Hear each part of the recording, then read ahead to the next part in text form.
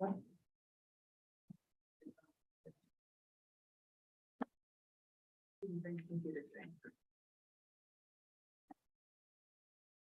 fine. But I just looked into that. That's probably my computer.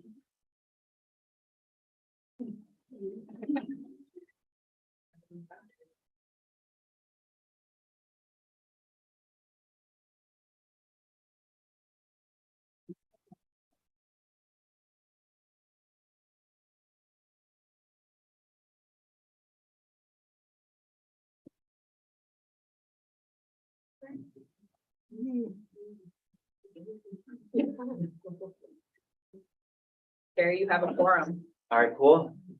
So before I officially call this meeting to order, just a quick couple notes. The first of all, this could be a long meeting, so there are snacks if you want some food. Second of all, I'd also like to note that this is technically our, well, not technically, we have everyone, we have no vacancies. Yeah, that's the best way to put it. Unfortunately, Commissioner Liu is not present today to join us, but for the first time since I've been on the commission, actually, there are no vacancies. We have a full commission, and I am really, really excited to see what we can do and close that year strong. So with that, I call this meeting to order at 6:39 p.m. So, thank you. So first on the agenda would be roll call. So yeah, Mr. Chen, District 1, I am present. District 2? She's absent. Right, forgot about that, my bad. And District 3, thank you. District 4, Present. thank you. District 5, present. Thank you. District 6, Present. thank you. District 7, Present. thank you. District 8, present. Thank you. District 9, Present. District 10, present. And citywide. Present. All right, thank you. Okay, in that case, we can move on to, All right, can we just hold on for 1 second, just doing some admin stuff right now course. as we. Okay, and yeah, while that happens, just note that, that item F under section 2 will be moved to, the special action item section. So, yeah, So I'll make sure. Didn't you catch that? They're moving item F to discussion. okay, yeah, mhm, okay. yeah, right.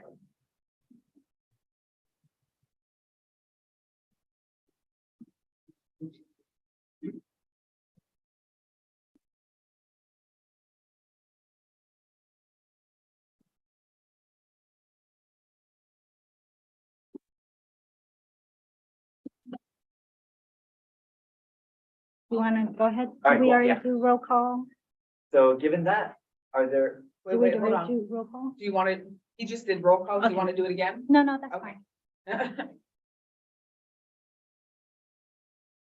Consent.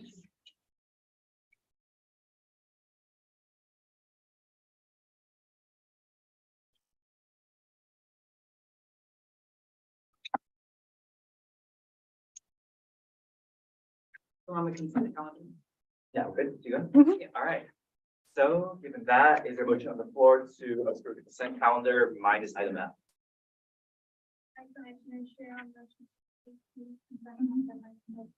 Thank you. Any seconds? All right, thank you. All in favor, please say aye. Aye. All opposed? Any abstentions? All right, the motion passes, and we can move on to section 3. Public record, which I do not believe received any. So we can move on to section 4, open forum. Do any members of the public wish to comment? I think we're figuring it. Here. We don't have anyone. All right, cool. In that case, we can move on to section 5, discussion / action items. So item A is Ms. Malloy, if you'd like to say a few words.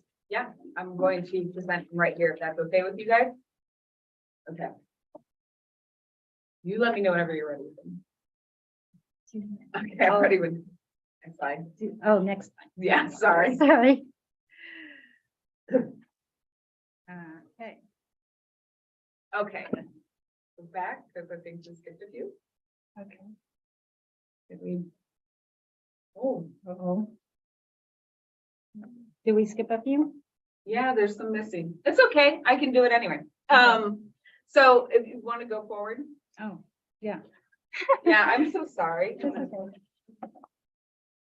Are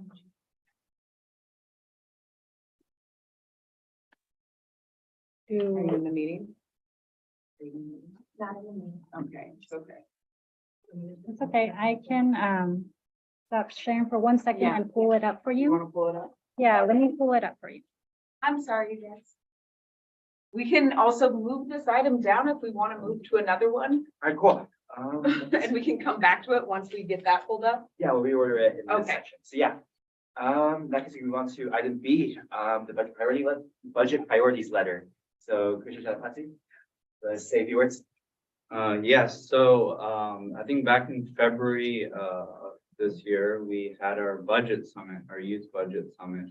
Where the commissioners, each presented different departments and the budget. So keep going. Oh, Going. all right, and, I think the different, budget proposals for those departments. And then we also got some feedback from, our YACs as well as other youth, from the city. So we had economic development and cultural affairs presented by Commissioner Khan. And, I think this was highlighting, 4 key areas, which are infrastructure, workforce, advancing manufacturing, and housing. We had the environmental services presented by Commissioner Lee. This was kind of looking at, air pollution, recycling and garbage, and wastewater treatment. We had the fire department presented by Air Commissioner Chen. And this was also looking to establishing a housing web portal reserve, to fund an affordable, housing database. And then we had the housing department, by Commissioner Sri Rong. And then we were looking at affordable housing here, neighborhood strengthening, homelessness response. Library department by Commissioner Huang. This was mainly focusing on equity, diversity, fostering learning, and community engagement. The police department by Commissioner Liu.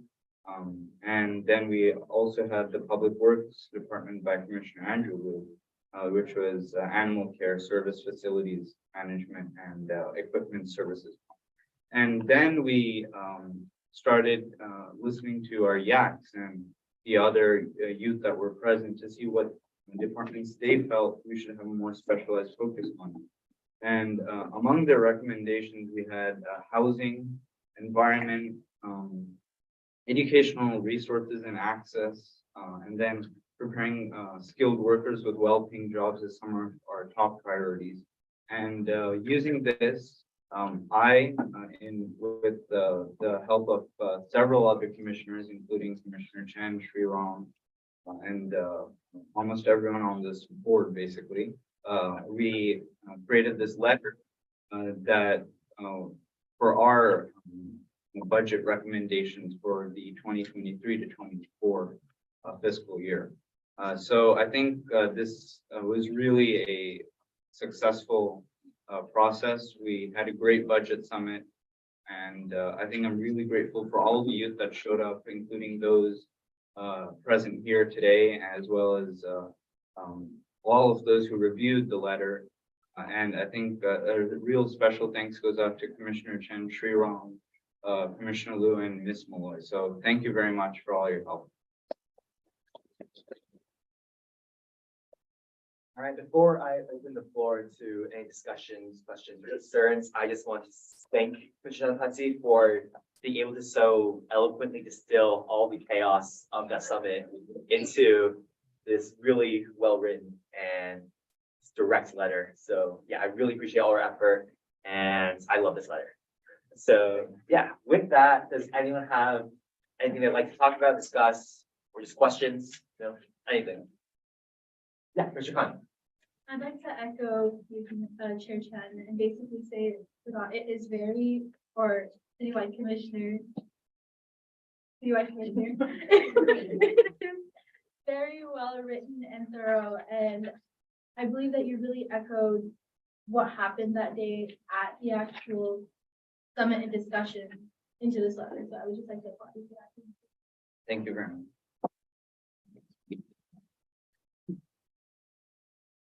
And anyone else? Yeah, Sorry, Commissioner Liu first. Yeah, thank you. Thank you for all your hard work and commissioners that have made this a possibility for us as the commission to write to the council. I had a question. So a few days ago, the city council unanimously supported the mayor's budget. Is there an alignment with our letter and his budget that was adopted? I don't know if the city resident or any other commission has done research comparing those two. But that's the question. Okay, so I personally have not I haven't really compared the two yet, but I think that's definitely something that I'll look into and get back to you in the coming days. And I just really quickly wanted to mention that in the mayor's budget and the city council's budget, it adopted expanding a lot of library services, after school programs, childcare, and expanding Project Hope, which is a partner in providing resources for East San Jose. So I wanted to mention that it's nice to see young people be involved in the funding of the city. So just want to point that out.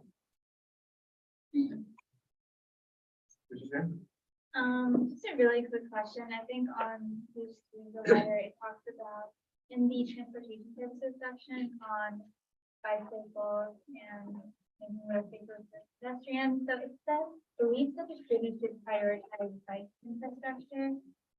Could you just like maybe specify what bike infrastructure is? Yeah, so I think basically biking is a sustainable way to I think conduct transportation, and when we're considering short-term distances in the city, like I think for me, example, when I go from my house to the library, biking really is an effective way that cuts down on pollution. And I think part of what's discouraging people from biking is that we don't have those rails, or we don't have places that we could park our bikes. So biking infrastructure would make more of these biking lots, in a sense, where more youth and other citizens can, I think, really get more engaged in that. And then that's also having the other benefit of and being eco.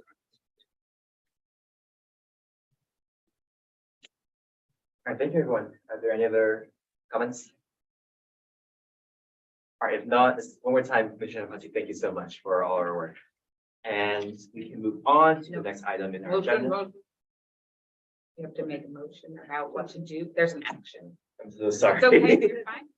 It's been, We're figuring it out. yeah, it has been a long week. But yeah, so are there any motions on the floor to approve the budget priorities letter? Commissioner Lee approves this.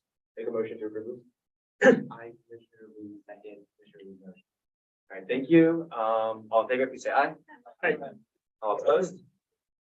Any abstentions? All right, the motion passes. Okay. And just a note, if you guys would like to use the podium is here. Not for the next time, but you guys can test it.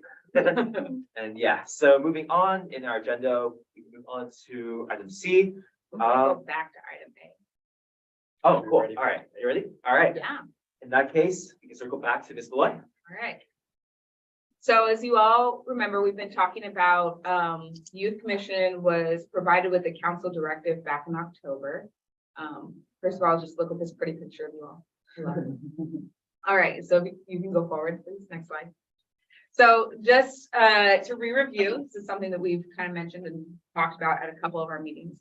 But the memo that was brought up during the item that was approving the audit from the city auditor's office about the Children and Youth Bill of Rights for the city of San Jose was brought up by District 4 Councilmember Cohen, and it basically asked two things. The first was to determine whether or not the Youth Commission should be expanded to include voices of those ages 21 to 25. And the second directive was identify which additional city council commissions would benefit from including a dedicated youth seat on those commissions and figure out a procedure for doing so.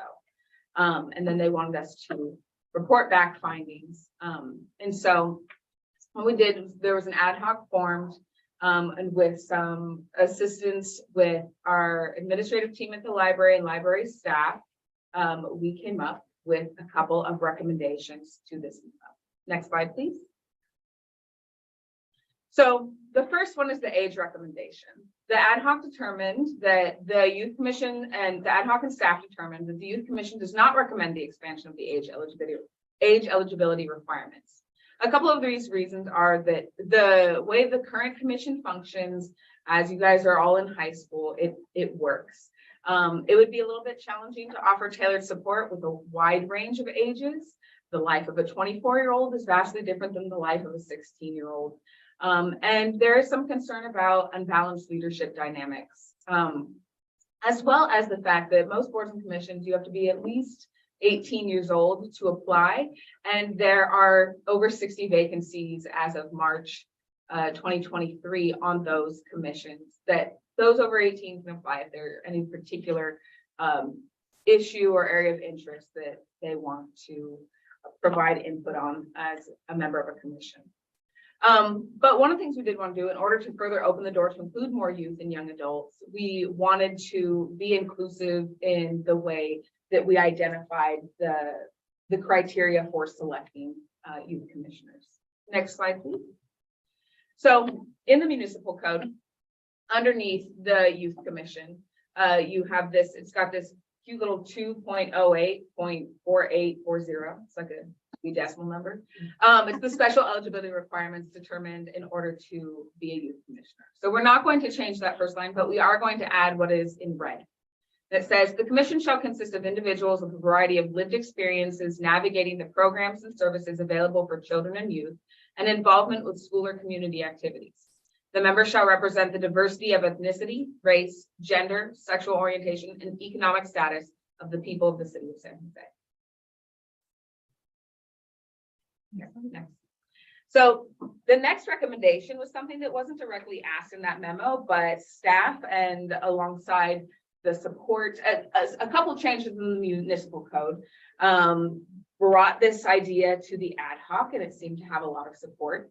And it is that we believe youth commissioners should receive paid compensation for their service. We see this as a mechanism to include more economically diverse voices on the commission. It incentivizes prioritizing the youth commission, the work and events, and in doing that, increase in engagement. Because if you're getting paid to be here, you're much more likely to take it seriously and show up to every single meeting. And the model for paid meetings allows for flexibility for youth commissioners to still earn volunteer hours. The idea would be you would be paid a stipend for every meeting you attend, and then YAC meetings that you hold or additional events with council members or in the community, you could exercise volunteer hours for those two. Next slide, please. And you want to know what's funny? This has already changed. So when I had this up here, it said one thing. There is now another little part to it, but we're going to add to that. So there's already a mechanism that was put in place starting January 2023 that identified, I forget, it's got a very particular thing, but I believe it's a low income incentive for people to participate on commissions. And this is doing just that. If you fall below the 80% area media income, then you are eligible to earn $200 stipend per commission meeting that you attend, whether or not it's canceled. We wanted to sort of capitalize on top of that and just say, notwithstanding the above, youth commissioners may also receive this compensation regardless of household income status.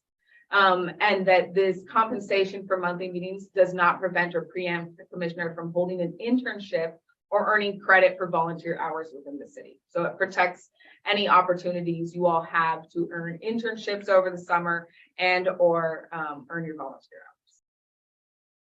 Next slide, please.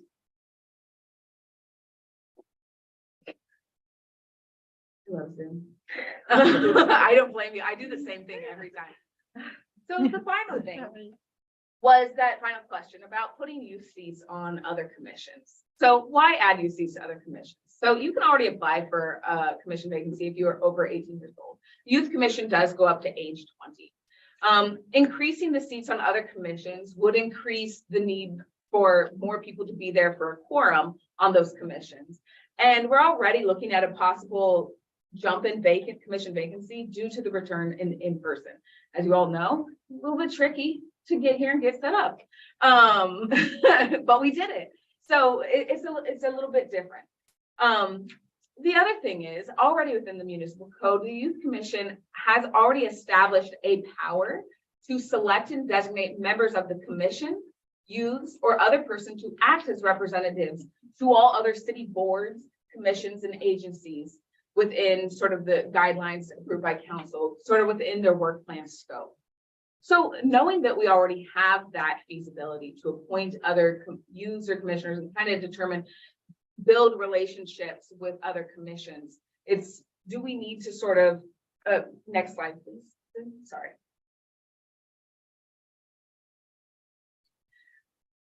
It goes back to, where is youth voice being heard? Where is it the most powerful? So as I mentioned, when this memo was first introduced, it was done so on top of the item about the the Bill of Rights audit for children and youth.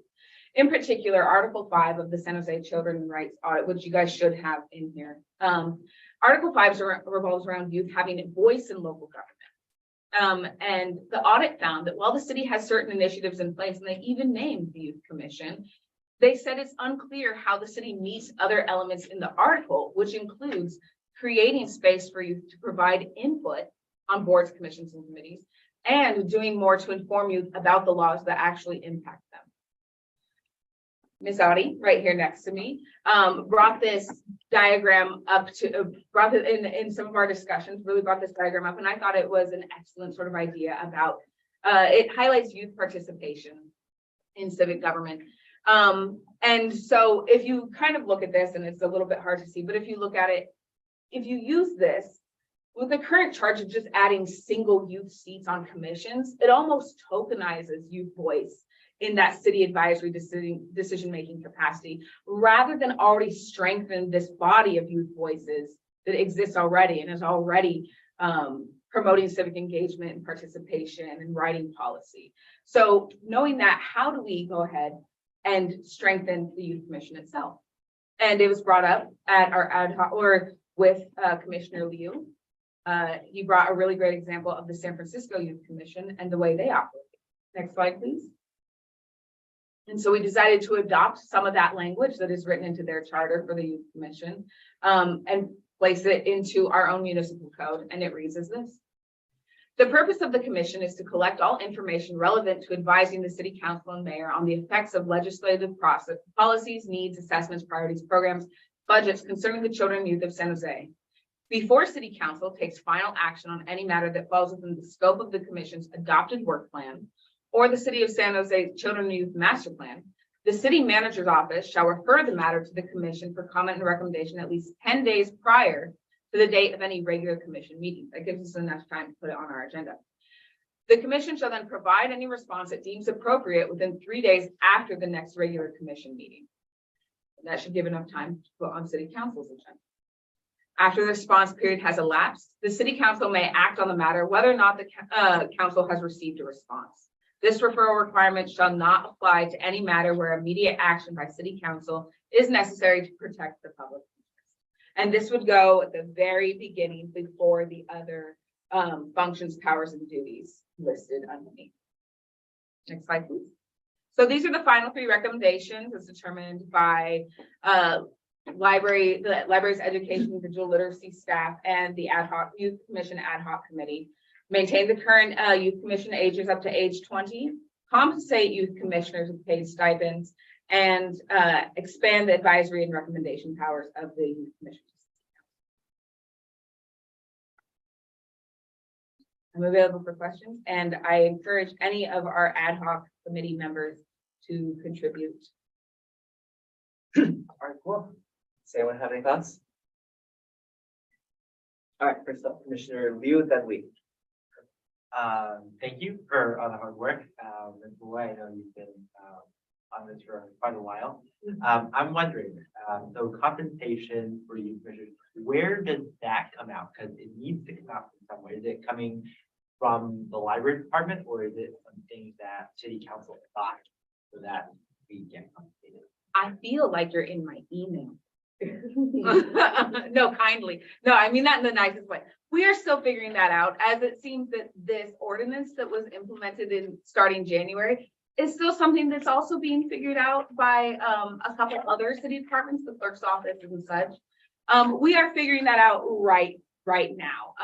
Depending upon when this would go in place, we would be able to coordinate within the city in order to find the appropriate funds.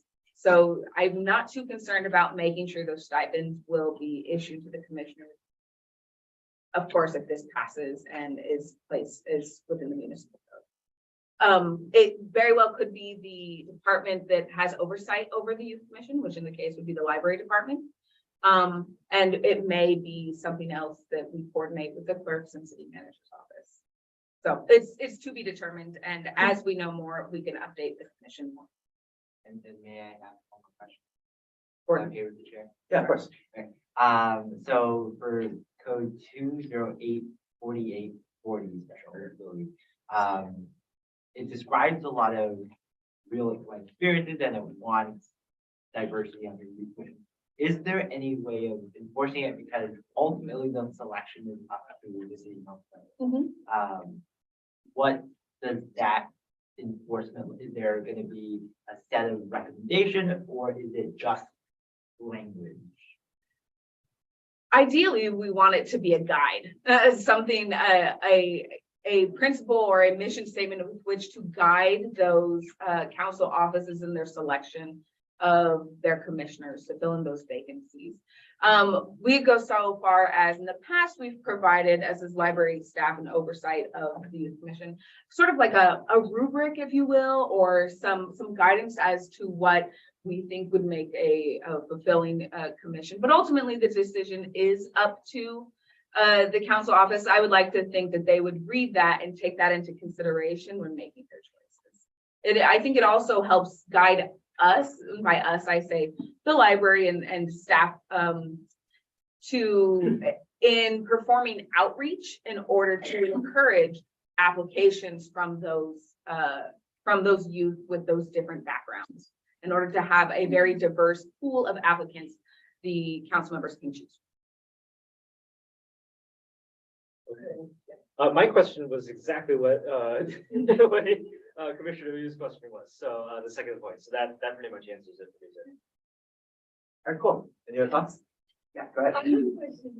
So would it be based on like attendance of meetings or would it be kind of like a style? But like not enough. Great question. The stipend would be based upon the meetings that you attend. Right now, the way the stipend works, it's as long as the meeting is there, and even if it's canceled, you are provided the stipend. So in the case of youth commissioners, and I believe if you actually turn to the memorandum, which should be in your folder, you'll see the very bottom, there is a little chart that says right there, kind of the budget reference. We are estimating about 12 meetings a year. That's those are 2 retreats and 10 general meetings. And that is the estimated amount per commissioner, and then total amount that it is. Commissioner Khan, David. Yeah, so just echoing the previous question.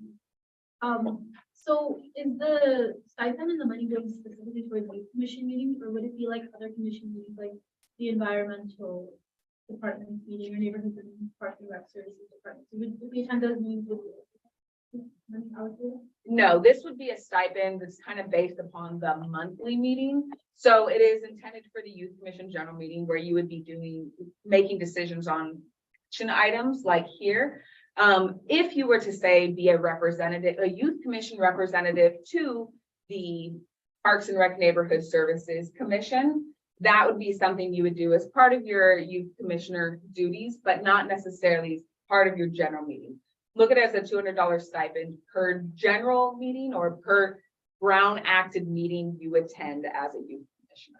And that's essentially what it represents. Anywhere we have to have a Brown Act agenda is what the compensation would go towards. So if you hold a YAC meeting, that would be volunteer hours. Commissioner Lee. Yeah, my question is just out of curiosity. So I see the January 1st, date on here. Is this effective immediately? Like, if we put this in?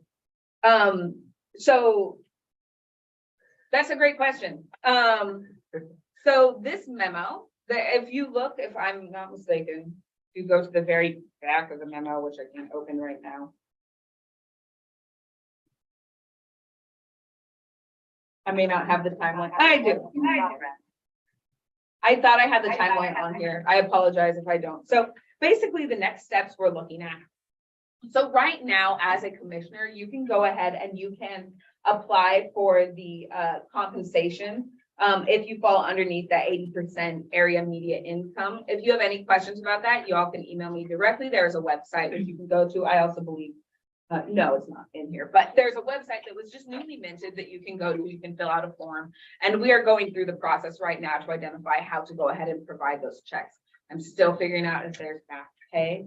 I don't anticipate, so the next steps for this is that we are going to coordinate with the city manager's office and from there possibly the city clerk.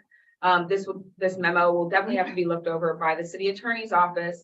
And then we hope for it to move somewhere into a discussion at city council where it may be voted on approved and all of that good stuff. And so Jill Bourne, our director of the library, is sort of helping to spearhead a lot of these conversations and create a lot of these cross-departmental relationships in order and coordination in order to move this forward. So when this goes into effect, it'll be at the start of the fiscal year is when any compensation will apply. So I do apologize for those of you youth commissioners that will be leaving us to go off to do greater and better things at college. But let's say it goes into, let's say they pass it and it goes into effect starting in July, the compensation will begin in July. All right, Bishop Wayne? Will this memorandum only be voted on by the youth commission? Correct. So this memorandum, I'm hoping to have approval by the youth commission so that when we take it to the city manager's office and move it forward, it has youth commission approval and kind of oversight of the memo itself and all of these changes as the directive was provided to the youth commission. So it would also be a response to that original council directive. Go ahead. Okay, another question. So if we get the money, right, we can't submit like service hours, right? No, you can. So you can't submit service hours for this meeting, but if you post a YAC meeting, or if you do some social media work, or if you go to a Viva Calle event, or you hang out with your council member at like Take Back the Night event, those you can use. The stipend is exclusively for your attendance at the general meetings, any Brown Acted general meeting. Go ahead. So basically, to summarize, any Brown Act general meeting Correct. will not count towards service hours if we receive as like compensation stipend for it. However, all other youth commission related activities can count as service hours, including YAC meetings, other events hosted by. Correct. Beautifully summarized. I think you might have. Perfect. Bishop Wheel, go ahead. Hi, so I have two questions in one. Yeah. I apologize. So I have a question about enforcement. So it says the city manager's office shall refer this matter. So will the city manager's office come to these meetings, or will a report be given to? That's a really great question. So I too am learning about the way the council agendas are being set up and stuff like that. It's for my cursory knowledge that has informed some of the language in that recommendation process. You notice it says that the city manager's office will refer to the youth commission. Is that they kind of have a long-term agenda that they set pretty early on. And then there are specific agenda meetings, which I know Zim gets to sit in on all that fun stuff.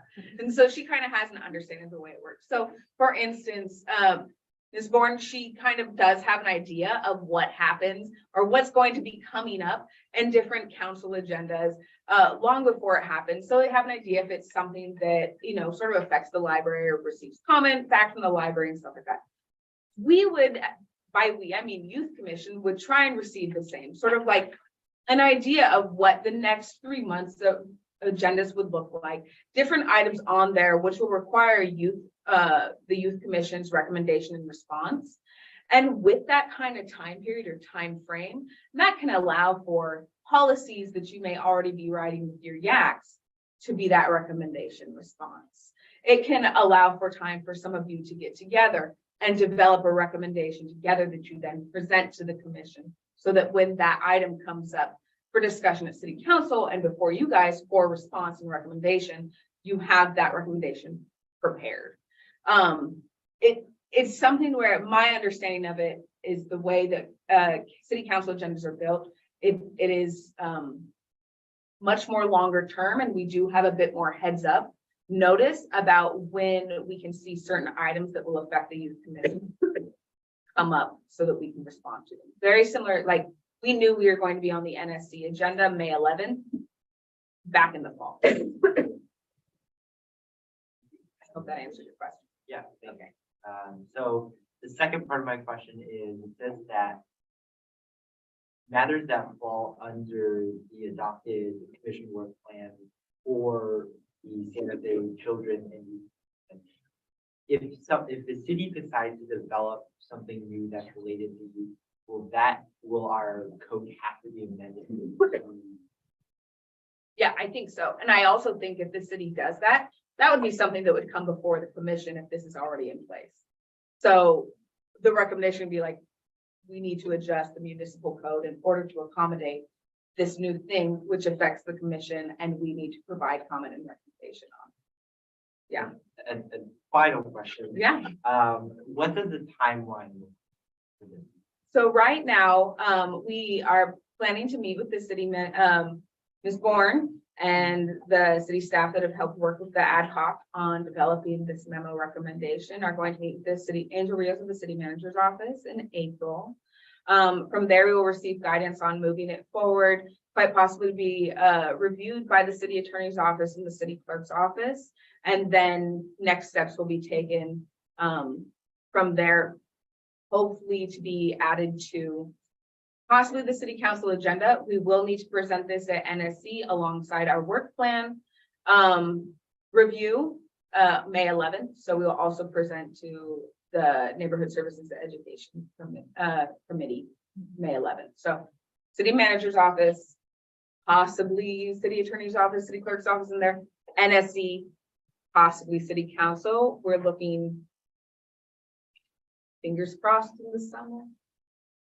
Fingers crossed. So we will see. There's, just so you all know, as you know, library administration has been very supportive of this, very excited about this. Everybody that I've shared this with has been very supportive and very excited. I do know we have a lot of council members who you all have discussed some of these items with. So it'll be really exciting to see how this moves forward. And I think we have a lot of support to make this a reality in our municipal code. All right. Any further questions, comments? If not, we can take a motion. So are there any motions on the floor? To approve the budget parties letter, yeah. Not budget party letter, sorry, to approve this memorandum. I, Commissioner Liu, motion to approve. Thank you. All in favor, please say aye. Aye. All opposed, please say nay. Any abstentions? All right, motion passes. Yay. And we can move on to the next item in our agenda, which would be the Vietnamese American History Month, presented by Commissioner Liu and Wei. So would you guys like to go ahead and say a few words? Yeah, so thank you. So this item is very important in terms of recognizing the efforts of the community that has done so much for San Jose and for the state of California, many of whom started from scratch when they fled Vietnam War. This bill introduced by the California State Assembly would recognize the month of April as Vietnamese American Heritage Month, much like Black History Month and Asian Pacific Islander Month, just at a state level and not a federal level just yet. The elders, as we call the older generation, and for some have been a role model for young people in leading the path for today and the youth of tomorrow. So we hope that by supporting this specific piece of legislation, that we can say as a commission that we support, recognizing that although we stand here and we are privileged to be able to speak and be here, we also are built on the foundation of those that are before us. And my co-author, if she'd like to add anything. Any comment? Oh, yeah. Also, more specifically, they also wanted to address the month of April of this year as Black April History Month. And currently the bill has been passed at the California State Assembly, the lower chamber. To put it simply, the process of the legislature, it goes from drafting by an assembly member, and it goes to subcommittee. It's past that, it went on a vote for recognition. Now it's moving on to the Senate chamber. That's where we're looking at. So we're supporting this, not from scratch initially, but at a more senior level as the bill advances. And it's pretty much a definite that this would pass. All right, cool. Yeah, are there any questions, comments, concerns? Commissioner Khan, go ahead. I think it's a wonderful proposal, honestly. I read through it and it seems a lot. It seems like it goes a lot with like our work plan as a youth commission, which we focus on like diversity and inclusion, youth empowerment, and objective one. I guess one question that I have is what events, goals, and activities and like other, I guess you could say like city-oriented events do you hope to occur from this policy? Thank you for the question. I hope to be able to answer that. Okay, Commissioner? Not as of yet. Well, I can answer that question. So currently, San Jose City Council and various government officials have worked closely with the Vietnamese American community. They've built the Vietnamese, we get it wrong, Heritage, Vietnamese Museum, there we go. And it's on History Park. So there's lots of initiatives to build upon that foundation, to build programs. I've co-hosted a festival with thousands of attendees for the city of San Jose, and this would prove to be something that other counties and other cities could do as a partnership. Thank you, that sounds great. It's a good. All right, Commissioner Pachi, go ahead. Yes, I think I was, my question is a bit more geographic. So, where do you think like we would be seeing, I think, the most support for this? Thank you for the question. So Orange County has the largest population of Vietnamese Americans outside of Vietnam. Second to that is the city of San Jose. So we have very strong feet on that. Okay. The two great things. Okay. Commissioner, go ahead. I just wanted to say, like, this is really like amazing in general. I haven't seen anything like this in my time, which isn't a very long time, for being honest. But I still think that should have been taken to honoring people who have been part of, who have been incredibly important in shaping a large portion of California's tradition and America's tradition, and have been instrumental in the things that they have done. So I really do. So much. All right, anyone else? Okay, if not, I think we can proceed to motioning. So are there any motions on the floor to approve of the letter to support the California State Assembly resolution to recognize the month of April as Vietnamese Heritage History Month? I, Commissioner Khan, motion to approve the Black, wait. The Vietnamese American History Month presented by Commissioner William Petro. Thank you. Any seconds? Commissioner Lee, second on the motion. Thank you. All in favor, please say aye. Aye. All opposed, please say nay. Any abstentions? All right, the motion passes. Okay. And we can move on to our next agenda item, which would be the period poverty policy recommendation presented by Commissioner Khan. Commissioner Khan, you have the floor. Thank you, and if it's okay with everyone, I will use a video. I'm a speech and debate kid at heart, you know, you have to say. Oh, never mind. Okay. Speech and debate kid doesn't need a mic. Okay, that's it. On, right. A bit closer and I think. Hello? Yeah. Oh, it worked. Yeah, if you Oh, like my come bad. a little bit closer. Okay. Okay, so once again, I am Commissioner Khan. I represent District 4, the North San Jose, Alviso, and Berryessa area. So San Jose District 4 Youth Advisory Council period poverty recommendation. According to a study conducted by SJSU, about 14% of US college attending women in 2020 experienced period poverty or lack of access to menstrual products. This is due to the inherent poverty that many residents in San Jose experience. According to US Bureau of Statistics, there are over 84,000 San Jose residents living in poverty, with around 45,000 being women. That's over half. The alternative uses for women who don't have access to menstrual products include the use of tissue paper from public toilets, pieces of clothing such as socks, or anything that will serve as a makeshift sanitary pad. More so, in the US, 22 states have a tax on period solutions because they are considered non-essential goods. Women living in poverty may have to choose between buying food for their children and buying period products, while girls may miss school while being on their period. We would like to request City Council that they do two things to alleviate period poverty in San Jose.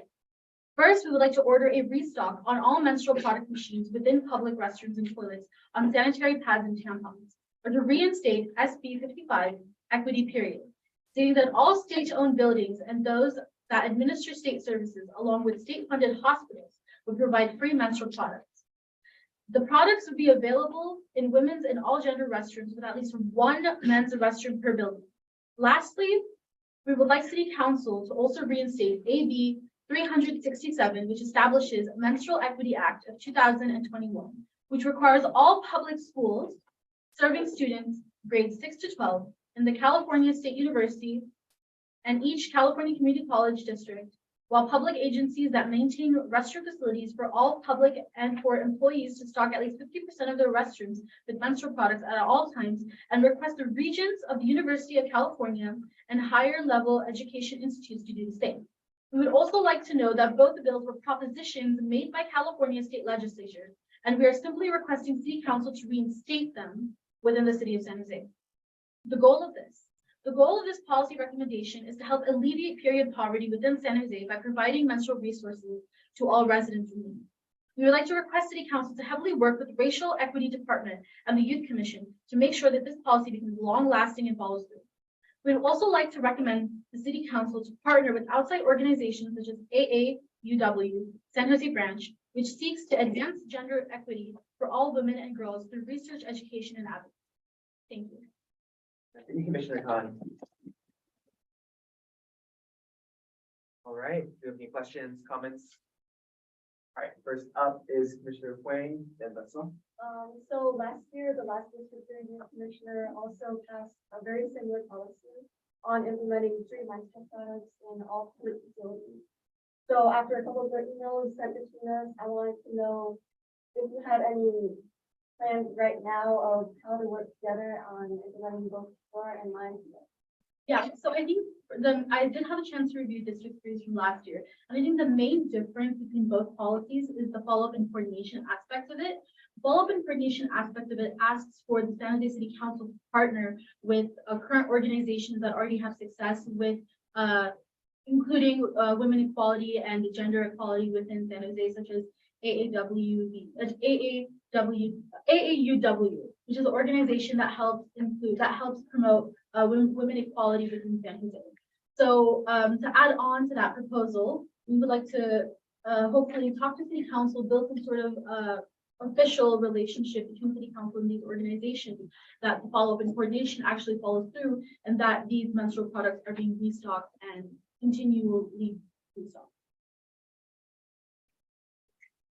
Okay, I just have a comment, I think it's really amazing. To like not only promote like poverty, but also like poverty help, but also like not.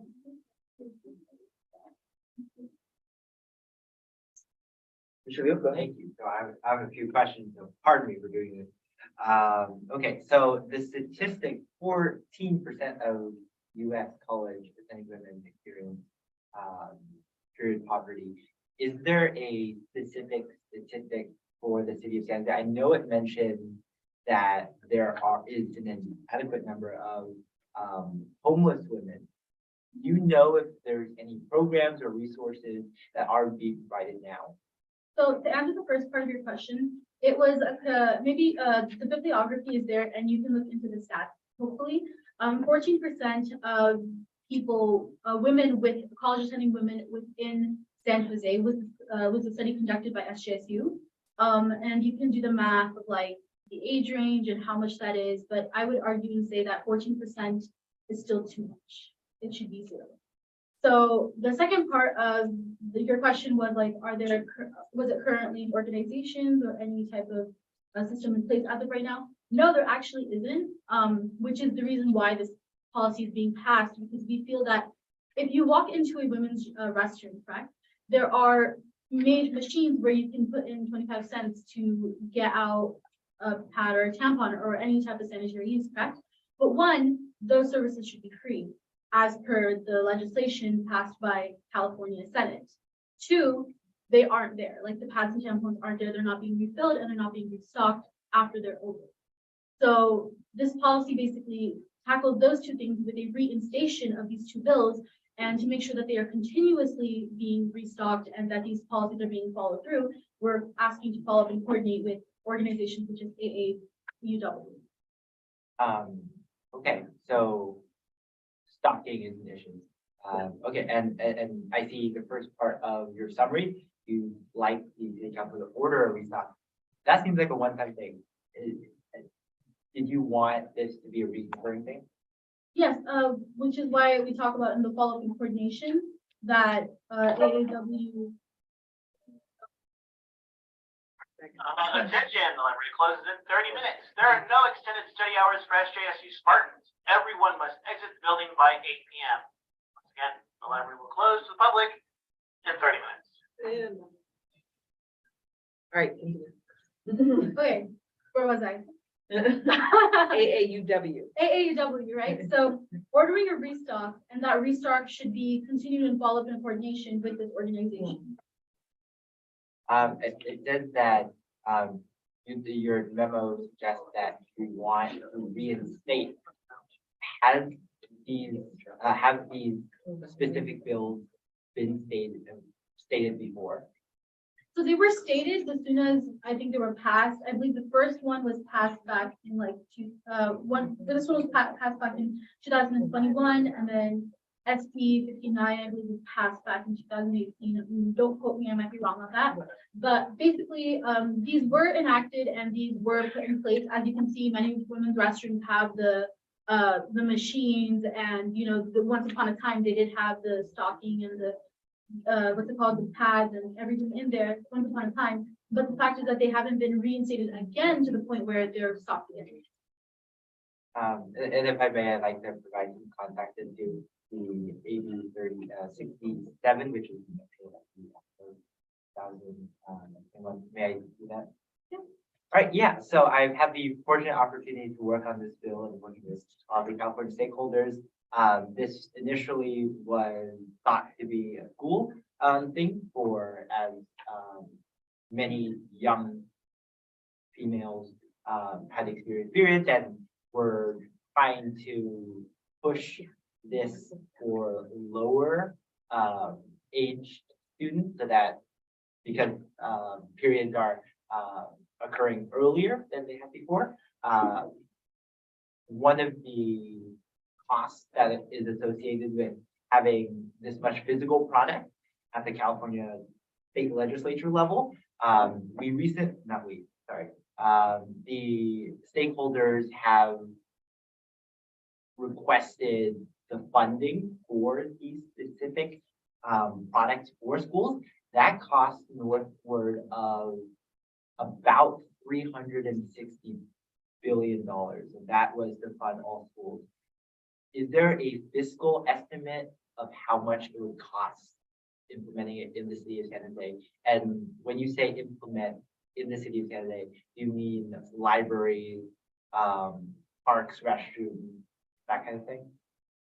Well, I would present to city council two solutions to this issue. One being that they remove the essential tax on period products in general so that they're not as expensive as $360 right now, right? So that's one solution to that issue. The other solution would simply be that I think that organizations like AAUW have systems in place where they have actually had campaigns, donations, fundraisers for period menstrual products and stuff like that. So again, I think that partnering with these organizations is an immense, I guess, difference between the previous policy passed and a big difference in the follow-up and coordination, because basically what they will do is they will provide like updates to city council on how this policy is not only being upheld, but what is the status of these like period poverty solutions within San Jose. So the state of California does have a tax on these products.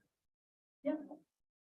So you want this memo to basically ask the city council to excuse those taxes. Not only excused, but I would presume that city council has like, I'm not quite sure how the exact California like system works in terms with how California proposes recommendations to California Senate or the government of California itself, but I would assume that they would lobby and propose a bill, and that would be an upgrade of this policy recommendation with, of course, the collaboration with this organization. Okay, so this is basically a first step saying, hey, city council, you should assess this.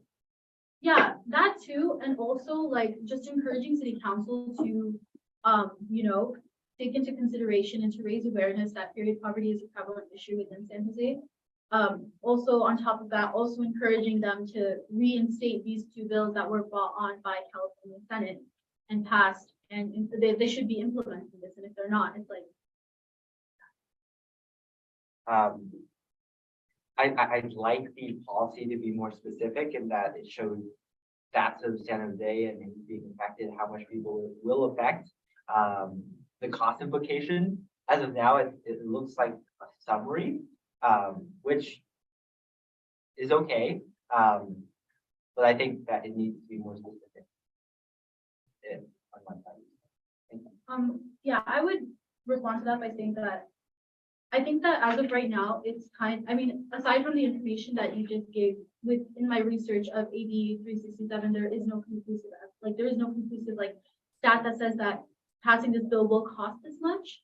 So in terms of how much it will cost, I think that like probable wise, I think it's a little hard to estimate on top of how much it will cost after. Now I know that this is the information that you gave me. I can add it to this policy, but I think that beforehand it was a little difficult to determine like how many schools in the district will need to provide period products, and then the help of this organization that does the campaigns and donations and raising awareness for this period of poverty within San Jose, how much they take into that account, those donations and stuff like that. So all in all, it wasn't, but I will say that it still does affect quite a bit of people, considering that a lot of women within San Jose are experiencing poverty, and that this survey by SJSU is 14% of college attending women. It's still a lot. I would like to assume that, and college students, as you all can imagine, are quite broke. And arriving period products can be very expensive for them. So 14% is still a lot. It's still 14% of a significant part of our population. And because of that, I would request that you take into account that it's still really significant. It's still a big amount of population. Okay. I just like to step in here really briefly. So it looks like we're at sort of an impasse right now. So I just want to lay out the options right now. So, and Commissioner Liu, at this moment, would you perhaps like to make a motion to table this for next time? Yeah, And- that. Yeah, so like a table this for next time, and maybe possibly work with District 3 updating it, and we can put that to a vote? Yeah. All right, so would you like to make that motion? Yeah, so I'd like, first of all, I'd like to make a motion to, defer the item next month. Go on with your motion, sorry. I made a motion. Okay, well, say it again one more time, I didn't hear I'd it. like the motion to defer this policy. All right, are there any seconds? Hold on. Just deferring the vote? Wait, am I correct in that you want to table the vote for this next month? Yeah, so that, the Commissioner Khan would have time to revise it. That's specific. Cool. Are there any seconds? Yeah, Commissioner Lee, second that motion. All right, all in favor, please say aye. Aye. All opposed, say nay.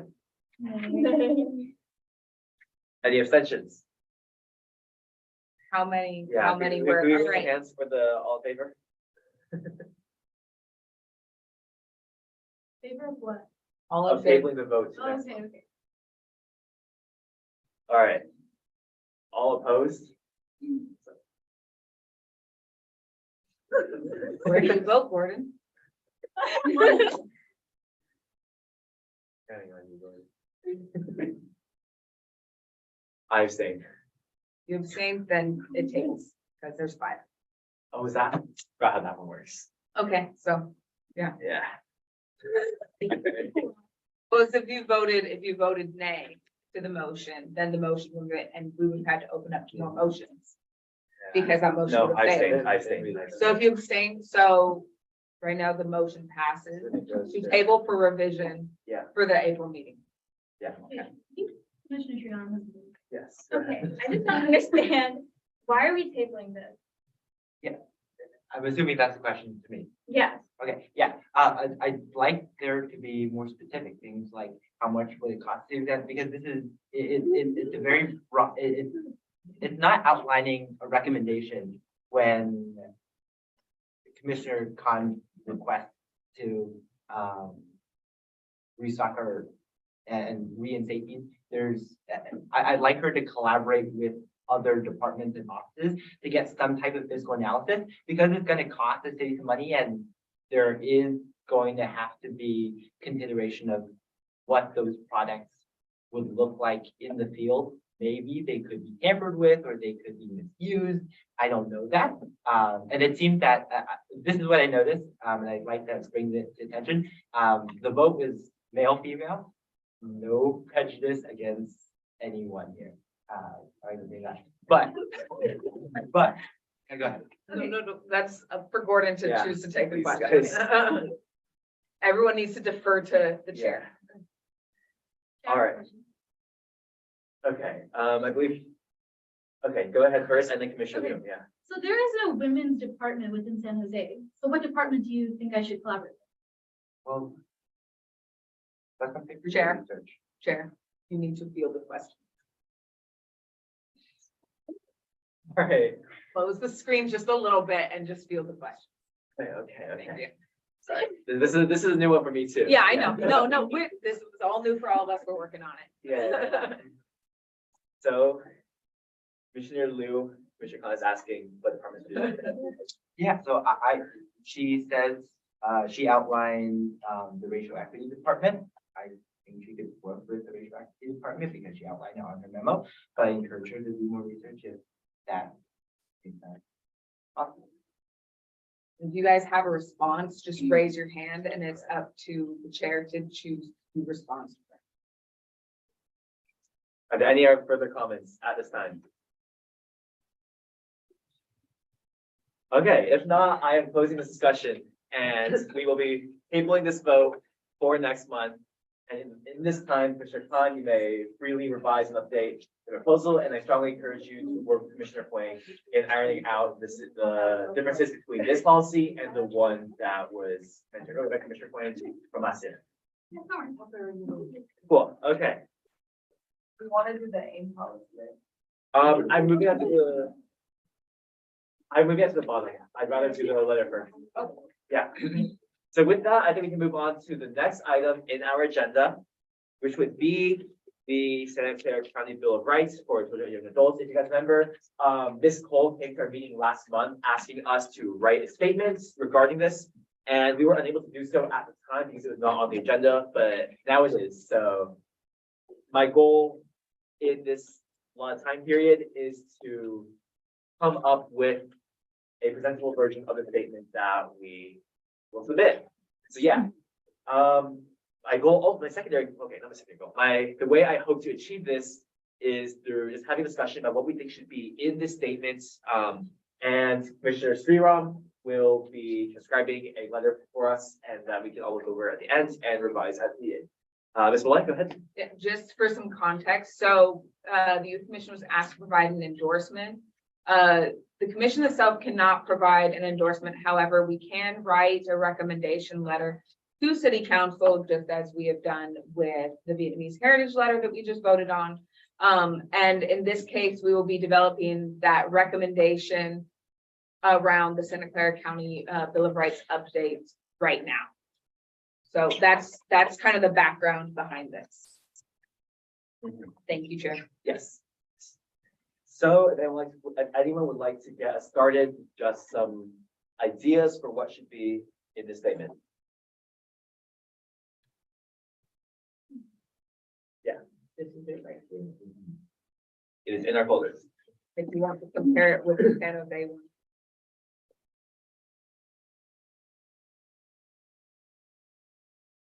This was the old, so this is the updated version of the old one.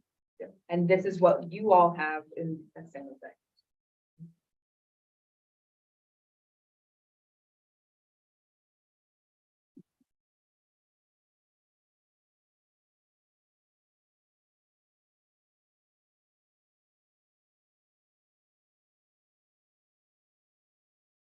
Anyone? Let's get started.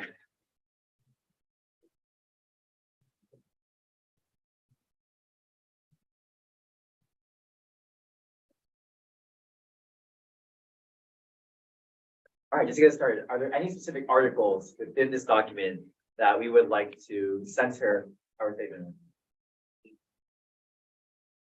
Like, why do we think this is important? Or just anything of that nature? Anything to get us started?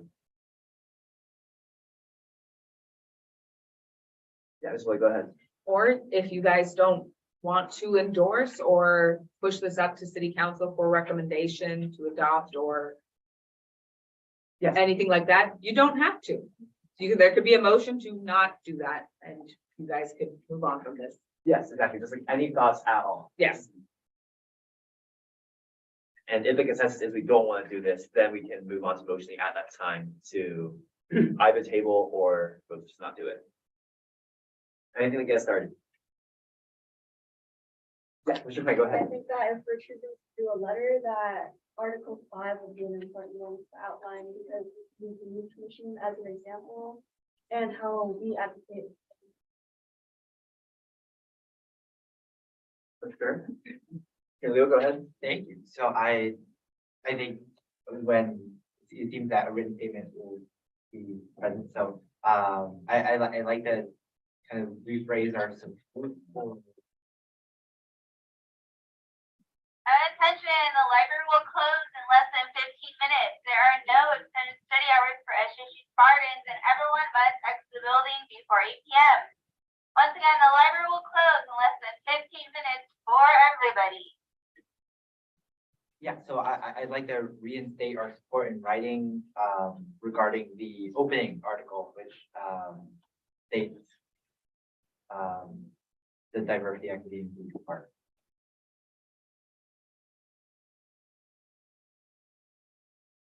For sure.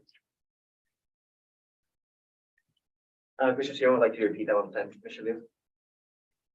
Okay, I want to put into writing our support for the opening article of the bill of rights. What specifically about it? Generally, our support on, hey, maybe, and it may look like, hey, we, as the San Jose Youth Commission, believe that, every person should get what they need regardless of, any condition that they may face. It's just saying, I just had a question. Is this something that us as a commission will be editing? Is this like Bill something as a commission that will be editing? no, No? Okay, we're just endorsing. we are not formally endorsing, we are making a statement. You are recommending recommending the city of San Jose support and possibly adopt this Bill of Rights, the Santa Clara County Bill of Rights. So you can recommend that the city of San Jose support this updated Santa Clara County Bill of Rights, if you want, or you don't have to. It's really, this is the updated version that they are trying to get approved through the county.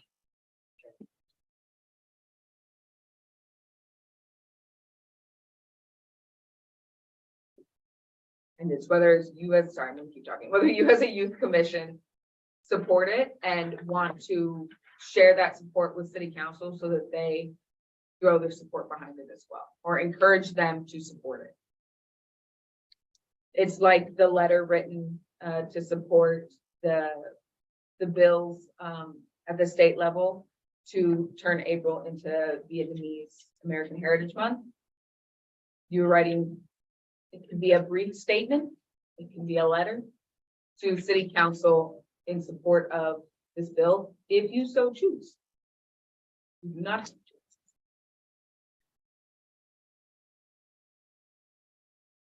We just read the bat, I guess. Is there anyone here who would prefer not to do this? Just so we can clear that up right now. All right, cool. Given that we are going to be doing a written statement expressing our thoughts, have a good start. Is there anything specific that we would like to point out and comment about?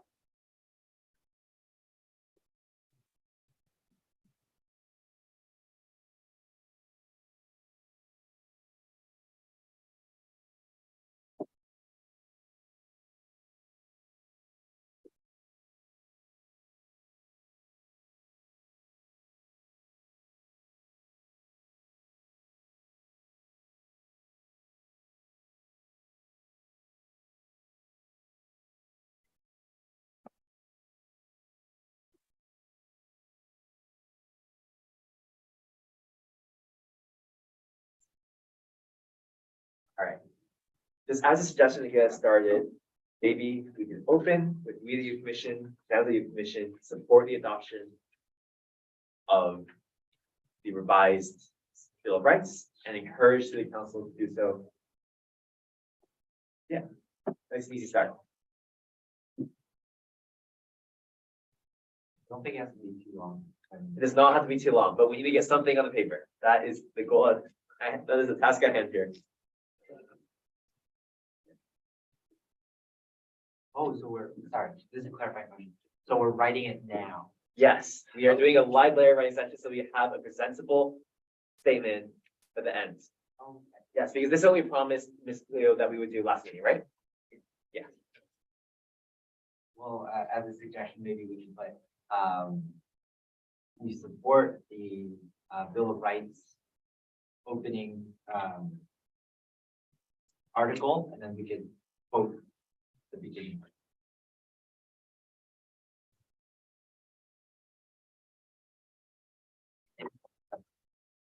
No questions on that? Okay.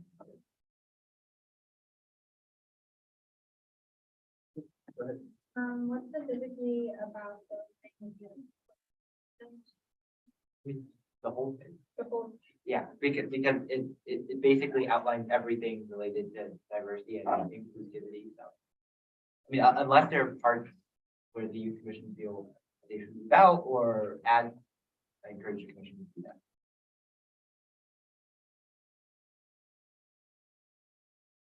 Great.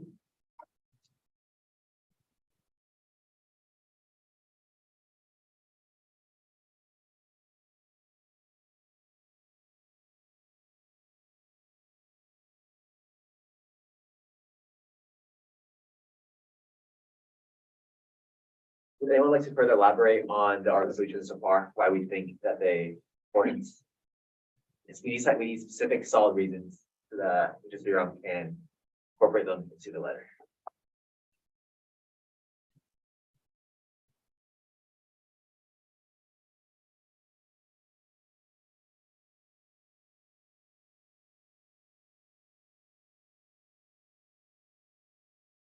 Could you just read that we have so far? Okay, so far we have, dear Honorable Mayor, City Council, on behalf of the San Jose Youth Commission, we support the adoption of the revised San Jose Youth Bill of Rights for children and youth. It's the Santa Clara County. Santa Clara County, yes, that.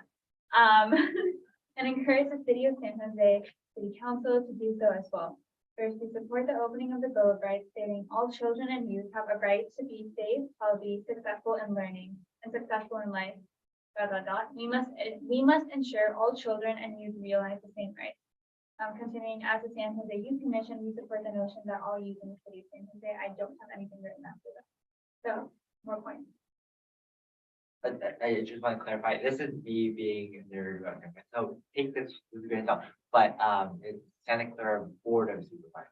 And I don't think city council is adopting this specific thing. We are recommending the city support the adoption of the Bill of Rights. Oh, Yes, okay. we are asking the city to endorse it. Because the youth commission cannot, as its own body, but we can say the youth commission really supports this and we want the city to do as well. Thank you for clarifying. Yeah. So, yes. Correct. Honestly, I think that what would work is if we could just cite like a couple broad articles within this as generally favorable, and we can talk about that. It might be a very long statement. Yeah.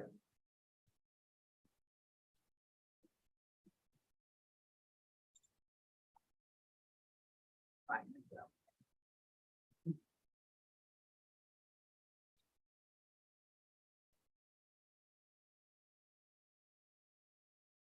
Actually, and the library will close in 5 minutes. There are no extended study hours for SJSU Spartans. Everyone must exit the building by 8 p.m. Once again, library closes in 5 minutes.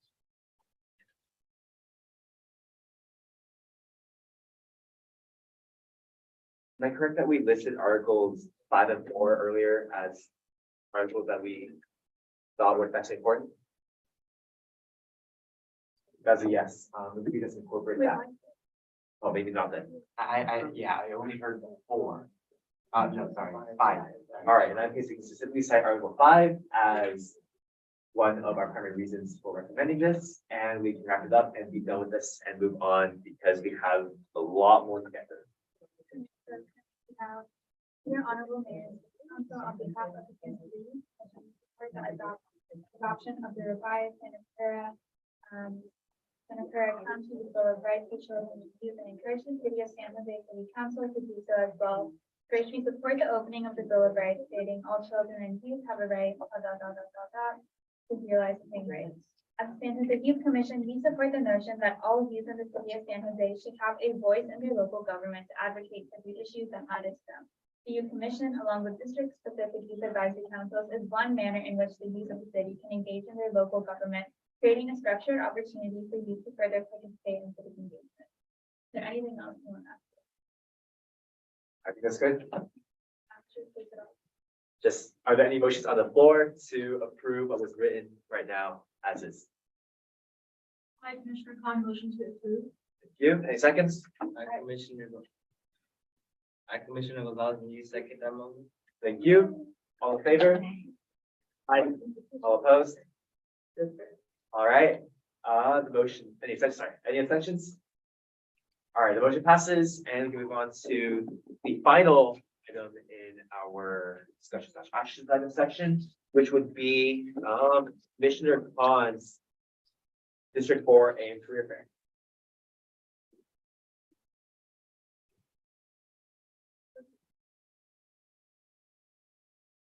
Okay, so I'm Commissioner Khan. I represent North of San Jose, the El Viso area, and Berryessa.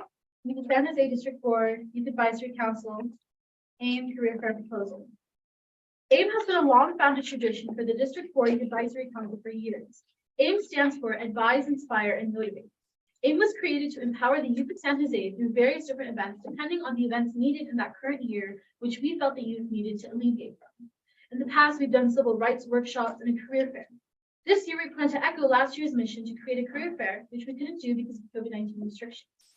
Our goal for AIM's event this year is to plan a career fair which we would invite professions that are blossoming within Silicon Valley to come motivate and inspire the youth of San Jose to have successful careers. Some of the many fields that we plan to invite include medicine, business, the legal profession, and etc. We would like to invite some of San Jose's brightest organizations to help table at the event to promote resources that would not only benefit the youth of San Jose, but help these organizations reach a better audience. We also plan to have around 4 guest speakers who will do a quick presentation for their field, followed by a Q&A led by the District 4 Youth Advisory Council council. We also plan for different council members to come and connect with youth so that they can be informed on the issues needing for career success and education. This aligns with Work Plan Objective 1, empower youth to pursue their careers and encourage them to be physically engaged through local and citywide events and initiatives. The logistics. The event is projected to be sometime in mid-May. Now it's late May on a Saturday on May 27th, so that's an update, in King Branch Library. So we would like to request a small budget of only $120 for snacks and food. Thank you. Cool, thank you, Commissioner Khan. Do we have any questions, comments? Commissioner Liu? Thank you. I know AIM has been a tradition for District 5 Youth Commissioner and Youth Advisory Council. I'm so excited about this because it really at its core, it gives young people the opportunity to be able to be promoting and exploring various career fields. I wanted to say that you have my commitment in attempting to promote this. So look forward to having for you having a successful event.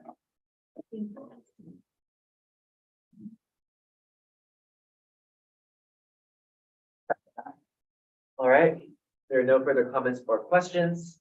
We can take this to motion. So are there any motions on the floor to approve this agreement?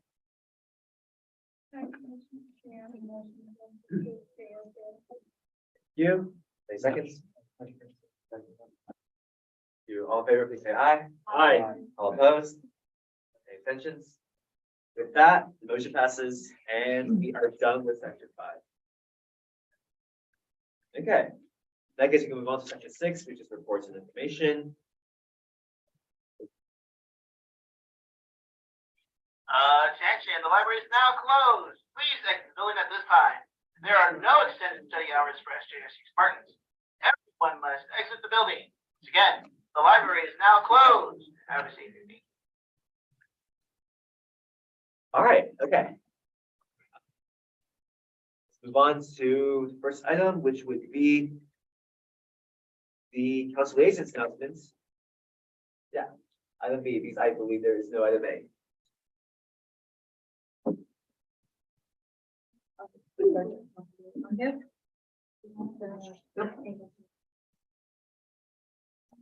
I do not believe they're here. All right, well, in that case, we move on to item C. No. Oh, so no, I didn't see either. All right. Item C. Ms. Columbia. Here. Hello, everyone. I'm Vidya Kinnambi, Division Manager with the San Jose Public Library. I'm here to present the library report. The San Jose Public Library is proud to bring you its new blog series called Leaders and Libraries in collaboration with the City of San Jose Leaders. This exciting exclusive blog series features the mayor and city council and shares fun library-related facts, including their favorite books, the role libraries played in their life, and what they love most about libraries. Keep up with our Leaders and Libraries blog by signing up for San Jose Public Library's newsletter and following at San Jose Library on Facebook, Instagram, and Twitter. SJPL Team HQ is excited to announce a partnership with We Thrive.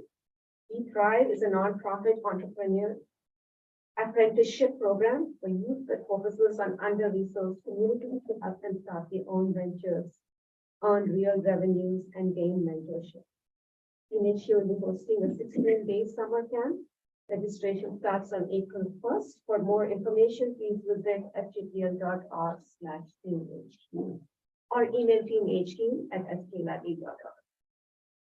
There were a lot of celebrations in March at SJPL in honor of Women's History Month, in honor of Nowruz, and just wanted to bring to your attention that Friday, March 31st, the library will be closed, as will all City of San Jose offices, in honor of Cesar Chavez, a local activist and United Farm Worker leader.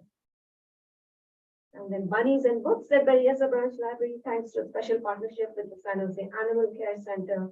The Berryessa branch is hosting 2 special events where you'll get the opportunity to meet bunnies and watch them bounce and play, all while learning about pet rabbit care. So if you're interested, April 4th and April 18th are the next 2 scheduled events at the Berryessa Library at 11:30 a.m. More information at sjpl.org/event. Teenage Youth and the Youth Commission survey, and as you know, the annual Teenage Youth and Youth Commission survey is now underway. Thank you for spreading the word about this important survey. It not only informs the work of the Youth Commission, but it's also important for the library's understanding of middle and high school learners in San Jose. For questions, please contact Lizzie Nolan. And that concludes my report. Thank you. Thank you so much. Does anyone have any comments, questions, thoughts right now? Richard, go ahead. I just had a really quick question. For the, I think it was the Teenage Q related, like 15-day summer program that you were mentioning. And any youth and San Jose Flyers, just high schoolers or any high schooler that was on? Any high schooler in the city of San Jose.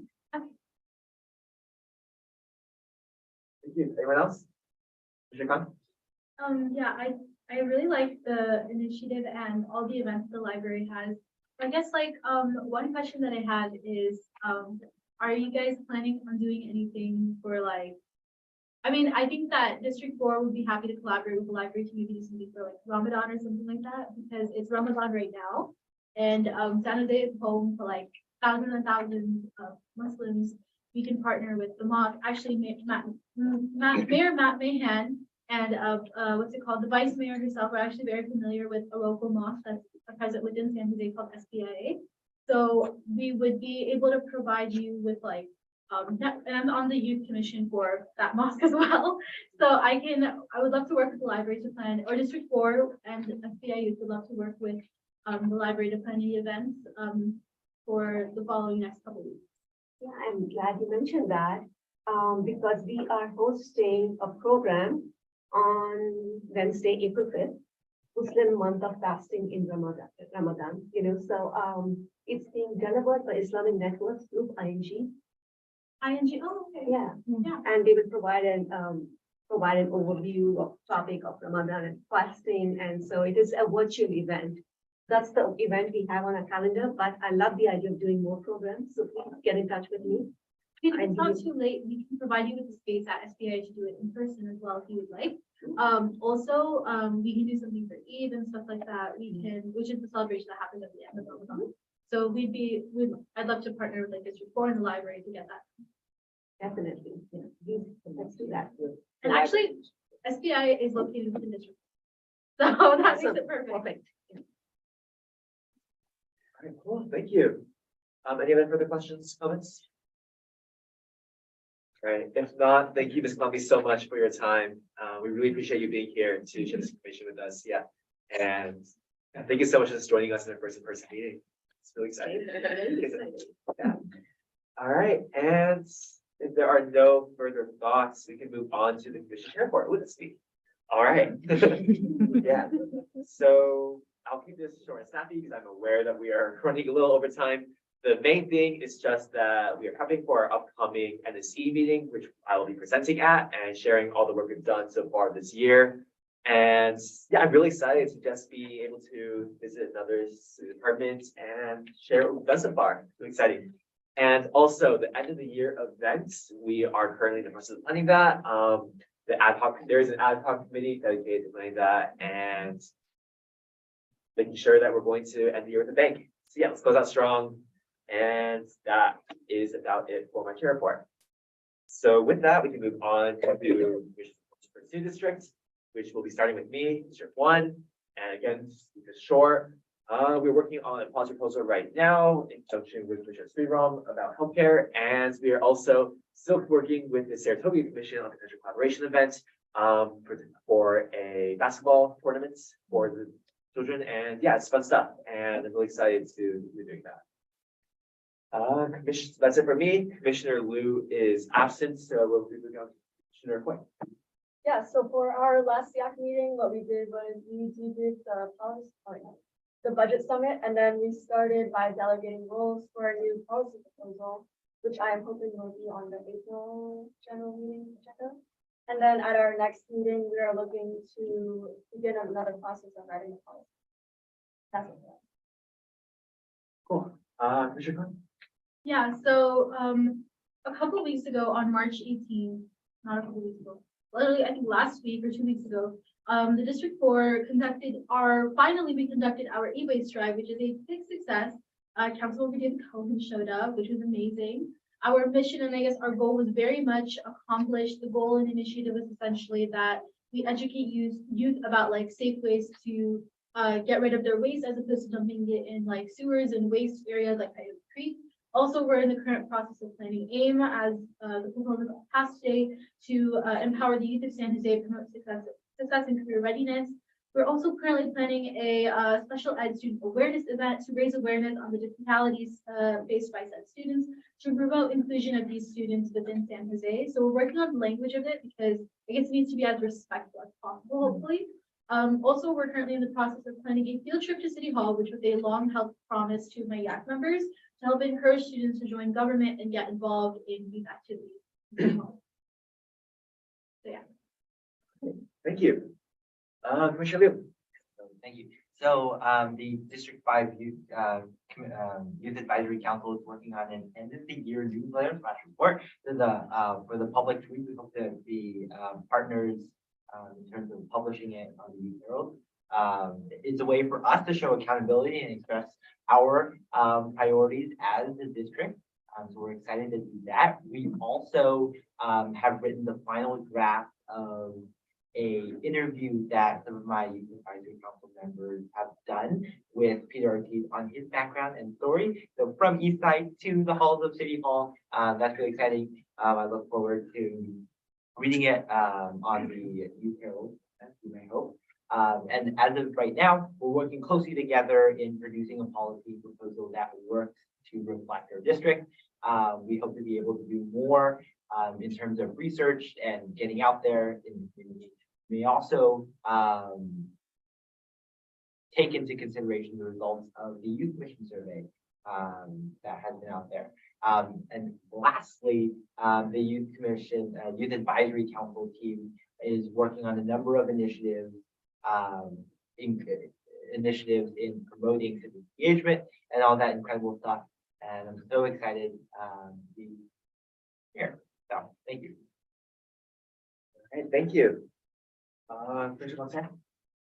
Okay, so the district has just been working on creating more policy ideas, and in particular, we're kind of like not related, but we're also kickstarting our Instagram and our social media so we can really reach out to more youth overall, because social media is a very important part of daily life for teenagers. So we're kind of just get started on personal commissioner like posts, and then just like reaching out through the social media and having events and like policies that you guys make be like promoted on our Instagram, just so more people know about them, and just overall getting a bigger like more youth involved.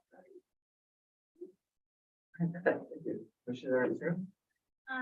So although the District 7 Advisory Council has not had an official meeting over the past month, as various members of the Youth Advisory Council have been busy with and we have still been contacting each other and been organizing a specific policy we are working on school safety.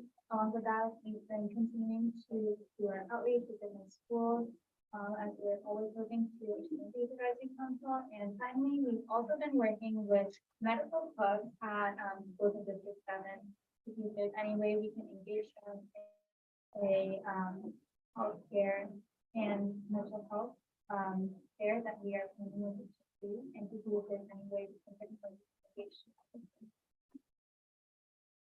you. Commissioner Gonzalez, yes?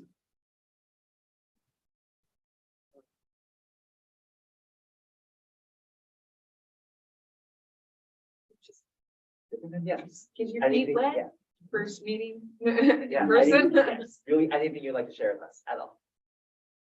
Just looking forward to working with you guys, working more into like getting more into detailed about the city and about how like stuff works out. And just like, I'm just looking forward to having just a great time with you guys. We are all looking forward to that, I think, too. It's gonna be a really exciting year, and yeah, we're all looking forward to it. So we can move on then to what you're saying. Yeah, so RDAC has been not like official regular meetings, but we've been contacting each other and we're thinking of coming up with a survey that we're gonna send out to the ASBs at our, like in our district, so Lee and Brenham. And it's surveys to basically see what ideas they have that they would like to see reflected in their district. And alongside with that, we're also reaching out to spread like posters, flyers and stuff for Yak recruitment for next year. Very cool. Commissioner Lee. Yes, okay, so District 10 Youth Leadership Coalition, or our version of the Youth Advisory Council. We've gotten two things so far. So in our last few meetings, we meet every week. This last one, which was the last thing that we worked on, was actually just this last Saturday. And we had this thing called Project Pickup, where we brought some volunteers from District 10 in San Jose to the Almaden Meadows Park. And we cleaned up the area, we brought trash bags, and this really helped us out with bringing things from the Beautify SJ to get trash bags and sticks to pick things up. And so we did that for 2 hours on Saturday around. And in relation to that, actually, I think yesterday, if all went according to plan, some members of the District 10 Youth Leadership Coalition should have met to try and talk about how we can make this a reoccurring event that we do. That kind of happens over and over again, so that we can take care of different parts of the city, of our area, and try to make this something that happens again and again. Just a few comments on that. I don't know how much time I have, but the budget summit that we did, that did help a lot because the District 10 team was in charge of environmental services. That did help a lot. So that was pretty cool with Project Pickup. Kind of in the same vein, we also did some policy proposals. We're finishing that up. I will start to talk a little bit faster, and we had two policy proposals that are kind of joined together. They also have something to do with environmental services. One is the Green Skills Education Program, and the other one is development of urban green spaces. So these are two things that we're finalizing right now. We have them pretty much written up, and we're almost ready to go. And that is almost my time, and that is pretty much all I have for us to share. All right, perfect. Wow. So in that case, last but not least, Commissioner Atlante, go ahead. Okay, yeah, thank you. I will also try and speed through this. I think from the last general meeting, I've been working on the budget summit letter. So as a first year citywide commissioner, I do not have it yet, but that's something that hopefully I'll have next year, and we can do more citywide projects. So the budget letter, which we approved today, I think the other project that I've been working on throughout the year is our Youth Herald blog, and we'll be seeing around 4 posts about commissioners here going up live within the next 2 weeks. So I think that's really exciting. And I think for the commissioners who haven't gotten a chance to get to that form that I've sent you, do that quickly, because I think the end of the year is coming up and we do want to recognize your contributions that all of you are making and that you're describing here, that I think the entire city should. So I think that's it, and thank you, everyone. All right, cool. Almost at the end. Now we can move on to section 7, items for future commission meeting agendas. Does anyone at this time know that they want to put something on next month's agenda? Commissioner Lee, who you talked about? Oh, yeah. Should we add that on to next month? I guess we could. Yeah, so I'd like to make a motion for that. No, just say. We're gonna say it. Okay, all right. I'd like to add 2 policy proposals. If I can review what they are. Green development of urban green spaces and the education programs for green spaces to next month's agenda. All right, cool. Anyone else? Commissioner Um, Quang, then Con. I'd like to add one policy proposal on implementing in-pavement flashing lights at Main Street pedestrian. And, I'd like to add on to the table the period poverty recommendation proposal. That should already be on the agenda. Okay. Yeah, so yeah, we're all good? Okay. Now we can move on to adjournment. Yeah. Yeah, I'm sorry about keeping you guys so late. Today was definitely a really exciting, interesting meeting, but again, I really appreciate that all of you guys stuck with me to the end, so you guys are all here, and yeah, happy stuff. To make a motion. I know, getting there. I'm building suspense. Yeah, all right. So are there any motions on the floor to adjourn? Commissioner Lee, make a motion to adjourn this meeting at 8:18. Thank you. Thank you. All in favor, please say aye. Aye. Opposed, please say nay. All right. Any abstentions? All right. Sorry, Commissioner Singh, but we're out of here. As the water bottle.